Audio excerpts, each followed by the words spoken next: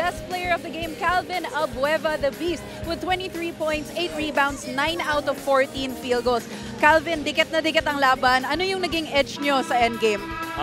Talagang focus lang sa depensa namin, lalo na kay Thornton kasi siya yung mismong gumagawa nila, di ba? Saka nung first half parang akala namin na tapos na, hindi pa pala.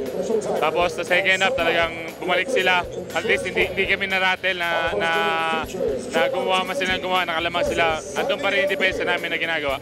Ito nga, papasok na kayo ngayon sa next round, sa playoffs. Meron kayong adjustment na naginawa bago yung import nyo. Ano ba yung Alaska na maaasahan ng mga fans na makikita in the next round of competition? Siyempre, nung last na natalo kami dahil parang nag-iiba yung sistema namin. Ngayon bumalik na si Dozier, parang nakakukuha namin yung momentum namin para sa game namin dito sa playoffs. Ito naman, bago ka bumate, maraming nagtatanong, ano yung kwento sa bago mong hairdo?